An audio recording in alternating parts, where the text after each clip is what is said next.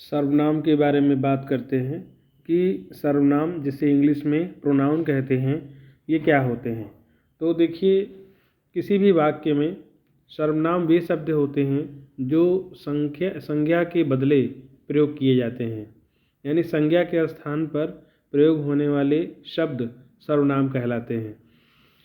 Pronounce are those words which are used in place of nouns, अर्थात सर्वनाम वे शब्द हैं जो किसी भी वाक्य में संज्ञा के स्थान पर प्रयोग किए जाते हैं। आइए उदाहरण के रूप में देखते हैं।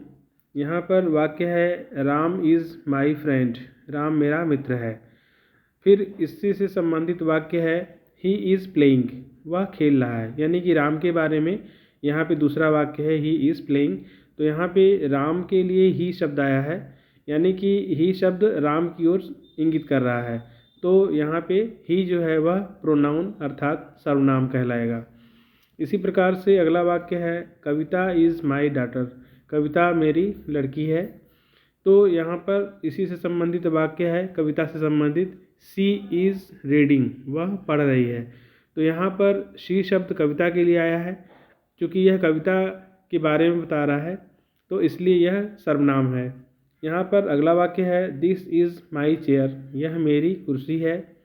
कुर्सी के लिए अगला वाक्य है इट इज़ वेरी कंफर्टेबल, यह बहुत आरामदायक है।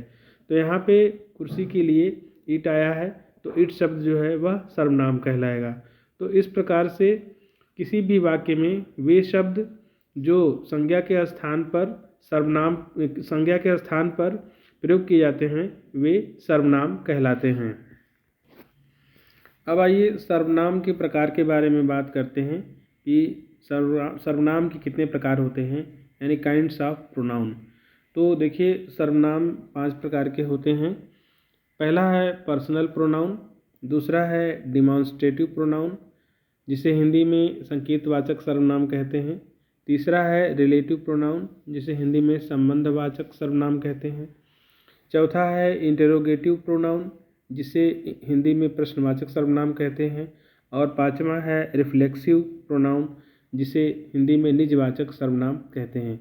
तो इस तरह से सर्वनाम 5 प्रकार के होते हैं। अब आइए सबसे पहले पर्सनल प्रोनाउन के बारे में बात करते हैं कि पर्सनल प्रोनाउन किसे कहते हैं। तो जो सर्वनाम किसी व्यक्ति या किसी वस्तु के लिए प्रयोग किया जाता है उसे पर्सनल प्रोनाउन कहते हैं। आइए उदाहरण के रूप में देखते हैं। जैसे यहाँ पे वाक्य है यू हैव ए वॉच, तो यहाँ पर जो है यू शब्द वह पर्सनल प्रोनाउन के रूप में प्रयोग किया जा रहा है, क्योंकि वह जो है किसी एक विशेष व्यक्ति के लिए जो कि सामने व्यक्ति है उससे कहा जा रहा है यू हैव ए वॉच, तुम्हारे पास एक घड़ी है। तो इसलिए यह यू पर्सनल प्रोनाउन हुआ। इसी तरह से अगला वाक्य है we went to the temple, हम मंदिर गए। तो यह जो है हम अपने बारे में, यानी एक कोई समूह है हमारे साथ उसके बारे में हम बात कर रहे हैं। तो यहाँ वी जो है वह पर्सनल प्रोनाउन के रूप में है। अगला वाक्य है आई एम ए बॉय, मैं एक लड़का हूँ। तो मैं स्वयं अपने बारे में बात कर रहा हूँ, इसलिए आई शब्द जो है यह भी पर्सनल प्रोनाउन के रूप में है। यहाँ पे अगला वाक्य है he will read a book, वह एक किताब पढ़ेगा। तो यहाँ पर किसी एक विशेष के बारे में कहा जा रहा है कि वह किताब पढ़ेगा, इसलिए ही शब्द यहाँ पे पर्सनल प्रोनाउन कहलाएगा। इसी प्रकार से अगला वाक्य है शी सिंग्स ए सॉन्ग, वह एक गीत गाती है। तो यहाँ पर किसी एक लड़की के बारे में बात हो रही है, तो यहाँ पर शी शब्द उस लड़की की ओर संकेत कर रहा है, इसलिए शी शब्द भी जो यहाँ पे पर्सनल प्रोनाउन कहलाएगा। अगला वाक्य है it is a new pen, यह एक नया कलम है। तो यहाँ पर एक पेन के बारे में, जो कि पेन है सामने, उसके बारे में कहा जा रहा है, इंगित किया जा रहा है। तो यहाँ इट शब्द जो है यह भी पर्सनल प्रोनाउन कहलाएगा। तो देखिए, इन वाक्यों में you, we, I, he, she से किसी व्यक्ति का बोध होता है तथा इट से किसी वस्तु का बोध हो रहा है, अतः ये सभी पर्सनल प्रोनाउन कहलाएंगे और ये सभी जो है कर्ता के स्थान पे प्रयोग किए जाते हैं। आइए पर्सनल प्रोनाउन की तालिका देख लेते हैं। पर्सनल प्रोनाउन 2 प्रकार के होते हैं, सिंगुलर फॉर्म में और प्लूरल फॉर्म में। तो देखिए यहाँ पे सिंगुलर फॉर्म में आने वाले पर्सनल प्रोनाउन कौन से हैं? आई है, दाऊ है, ही, शी, इट, ये सिंगुलर फॉर्म के पर्सनल प्रोनाउन हैं। और प्लूरल फॉर्म के प्रोनाउन जो है ये हैं वी, यू, दे, ये प्लूरल फॉर्म के प्रोनाउन हैं।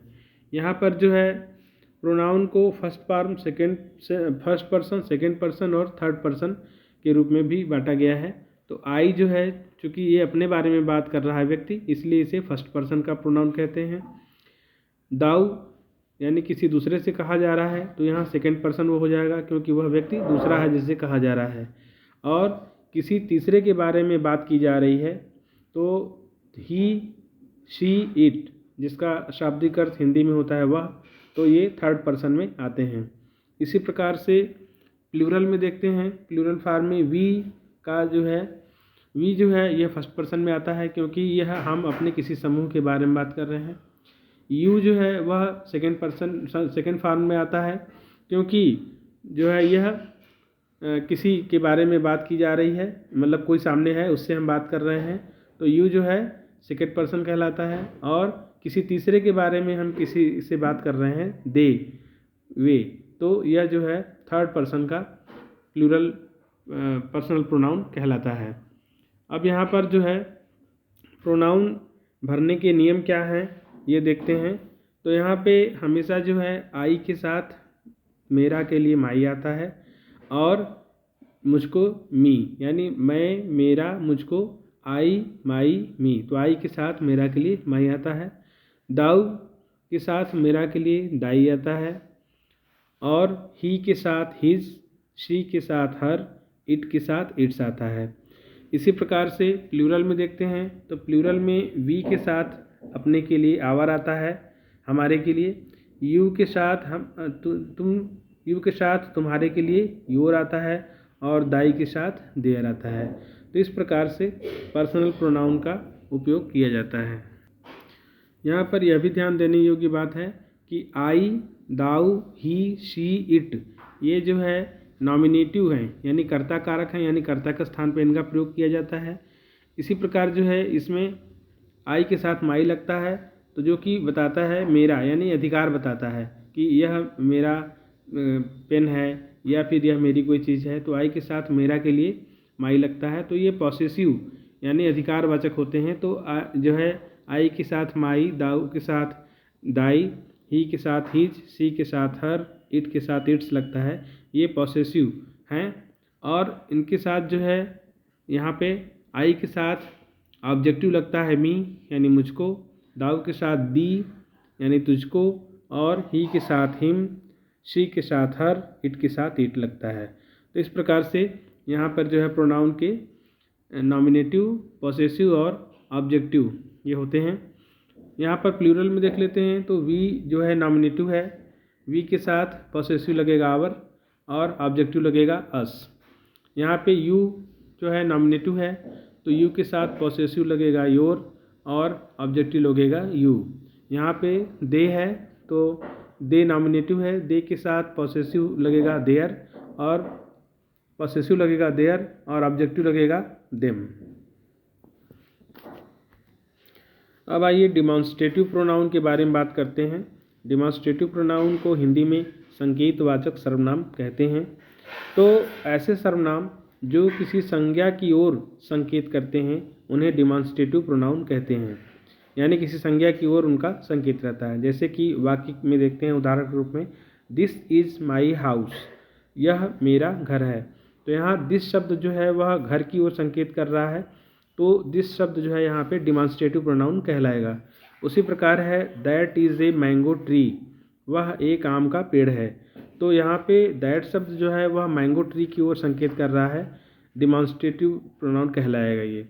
यहाँ पर अगला वाक्य देखते हैं, दीज आर शर्ट्स, ये कमीज़ें हैं। तो यहाँ दीज शब्द जो है वह कमीज़ों की ओर संकेत कर रहा है, इसलिए दीज शब्द भी डिमॉन्स्ट्रेटिव प्रोनाउन कहलाएगा। अगला वाक्य है दोज आर बर्ड्स, वे चिड़ियाँ हैं। तो यहाँ दोज शब्द भी जो है चिड़ियों की ओर संकेत कर रहा है, इसलिए इसे भी डिमॉन्स्ट्रेटिव प्रोनाउन अर्थात संकेतवाचक सर्वनाम कहेंगे। अब आइए रिलेटिव प्रोनाउन के बारे में बात करते हैं, यानी कि संबंधवाचक सर्वनाम। तो देखिए, जो सर्वनाम दो उपवाक्यों को जोड़ते हैं और अपने से पहले लगे हुए नाउन से संबंध प्रकट करते हैं, उन्हें रिलेटिव प्रोनाउन या संबंधवाचक सर्वनाम कहते हैं। आइए उदाहरण के रूप में देखते हैं। यहाँ पे वाक्य है, this is the boy who got the prize. यह वह लड़का है जिसने पुरस्कार प्राप्त किया। तो यहाँ पर जो है हु शब्द, ये इन दोनों वाक्यों को जोड़ रहा है। This is the boy got the prize, इन दोनों वाक्यों को जोड़ रहा है और अपने से पहले लगे हुए नाउन यानी बॉय से यह संबंध प्रकट कर रहा है कि यह वही लड़का है जिसने पुरस्कार प्राप्त किया। तो यहाँ हु शब्द जो है वह रिलेटिव प्रोनाउन कहलाएगा। इसी प्रकार अगला वाक्य देखते हैं, that is the horse whom I love very much. यह वह घोड़ा है जिसे मैं बहुत प्यार करता हूँ। तो यहाँ पर whom शब्द जो है वह हॉर्स से संबंध बता रहा है, प्रकट कर रहा है और हॉर्स के बारे में इस वाक्य द्वारा कही हुई बात को जोड़ रहा है। तो यहाँ whom शब्द भी जो है वह रिलेटिव प्रोनाउन कहलाएगा। इसी प्रकार से अगला वाक्य देखते हैं, this is the man whose purse was lost. यह वह आदमी है जिसका पर्स खो गया था। तो यहाँ पे हुज शब्द इस आदमी मैन शब्द से जो है संबंध बता रहा है कि यह वही आदमी है जिसका पर्स खो गया था। तो ये दोनों वाक्यों को जोड़ रहा है और इस नाउन से जो है यह संबंध भी बता रहा है, इसलिए हुज शब्द यहाँ पे रिलेटिव प्रोनाउन कहलाएगा। अगला वाक्य है, those are the pens which you bought. ये वो कलमे हैं जिन्हें तुमने खरीदा। तो यहाँ पे विच शब्द जो है वह पेन के बारे में बता रहा है और इन दोनों वाक्यों को जोड़ भी रहा है, इसलिए विच शब्द यहाँ पे रिलेटिव प्रोनाउन कहलाएगा। अगला वाक्य है, वाट यू से इज़ राइट। जो तुमने कहा वह सही है। तो यहाँ पे वाट शब्द जो है यह दोनों वाक्यों को जोड़ रहा है और बता रहा है उसके बारे में कि जो तुमने कहा था वह सही है। तो यहाँ वाट शब्द भी रिलेटिव प्रोनाउन कहलाएगा। यहाँ यह भी जान लीजिए कि जो नाउन शब्द रिलेटिव प्रोनाउन से पहले आते हैं उन्हें एंटीसीडेंट्स यानी हिंदी में पूर्वज कहते हैं। जैसे कि हु से पहले यहाँ पे बॉय है, तो बॉय शब्द जो है वह एंटीसीडेंट यानी इसका पूर्वज कहलाएगा। उसी प्रकार होम से पहले हॉर्स है, तो यह भी एंटीसीडेंट यानी पूर्वज कहलाएगा। हुज से पहले मैन है, विच से पहले पेन है, तो ये सभी शब्द बॉय, हॉर्स, मैन, पेन, ये सभी जो है हु, हुम, हुज, विच के एंटीसीडेंट यानी कि पूर्वज कहे जाएंगे। अब आइए इंटरोगेटिव प्रोनाउन के बारे में बात करते हैं, यानी कि प्रश्नवाचक सर्वनाम किन्हें कहते हैं। तो देखिए, ऐसे शब्द जिनसे प्रश्नवाचक वाक्य बनते हैं, यानी ऐसे शब्द जो सर्वनाम के रूप में प्रयोग होते हैं और उनसे प्रश्नवाचक वाक्य बनते हैं, उन्हें इंटरोगेटिव प्रोनाउन या प्रश्नवाचक सर्वनाम कहते हैं। जैसे उदाहरण के रूप में देखते हैं, हु इज़ देयर, वहाँ कौन है। तो यहाँ पे हु शब्द जो है यह सर्वनाम है और इससे क्वेश्चन वर्ड भी है ये, और इससे प्रश्नवाचक वाक्य बन रहा है, तो इसलिए जो है यह यहाँ पे इंटरोगेटिव प्रोनाउन कहलाएगा। इसी प्रकार से अगला है, whom डू यू लाइक, तुम किसे पसंद करते हो। तो यहाँ whom शब्द जो है यह प्रश्नवाचक शब्द है और यहाँ पे सर्वनाम के रूप में प्रयोग किया गया है, इसलिए यह जो है इंटरोगेटिव प्रोनाउन कहलाएगा। इसी प्रकार अगला है, हुज साइकिल इज़ दिस, यह किसकी साइकिल है। तो हुज शब्द जो है इससे प्रश्नवाचक वाक्य बन रहा है और यहाँ सर्वनाम के रूप में प्रयोग हुआ है, तो यह भी जो है इंटरोगेटिव प्रोनाउन कहलाएगा। इसी प्रकार अगला वाक्य है, which is Ram's house, Ram का घर कौन सा है। तो यहाँ पे विच शब्द जो है यह इंटरोगेटिव प्रोनाउन कहलाएगा, क्योंकि इससे प्रश्नवाचक वाक्य बन रहा है और यहाँ पे सर्वनाम के रूप में यह प्रयोग हुआ है, तो इसीलिए इसे इंटरोगेटिव प्रोनाउन कहेंगे। अगला वाक्य है, व्हाट इज़ योर फादर, आपके पिता क्या करते हैं। तो यहाँ व्हाट शब्द से प्रश्नवाचक वाक्य बन रहा है और व्हाट शब्द सर्वनाम के रूप में प्रयोग हुआ है, इसलिए इसे इंटरोगेटिव प्रोनाउन कहेंगे। अब आइए रिफ्लेक्सिव प्रोनाउन के बारे में बात करते हैं। रिफ्लेक्सिव प्रोनाउन किसे कहते हैं। तो देखिए, ऐसे शब्द जो कि वाक्य कहने वाले के बारे में ही बात करते हैं, वैसे शब्द रिफ्लेक्सिव प्रोनाउन कहलाते हैं और इन शब्दों के पीछे सेल्फ या सेल्फ्स अवश्य लगा होता है। जैसे कि यहाँ पर देखिए उदाहरण के रूप में, द बॉय हर्ट हिमसेल्फ, लड़के ने अपने आप को चोटिल कर लिया। तो यहाँ हिमसेल्फ जो है वह रिफ्लेक्सिव प्रोनाउन कहलाएगा, क्योंकि वह लड़के के बारे में ही बता रहा है। इसी प्रकार से अगला वाक्य है, I said to myself, मैंने अपने आप से कहा, यानी मैंने अपने मन में कहा।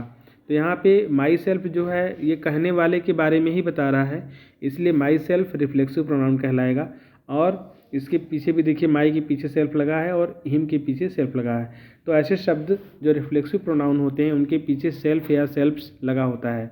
इसी प्रकार से यहाँ पर जो है देखिए और भी रिफ्लेक्सिव प्रोनाउन के उदाहरण हैं शब्दों के।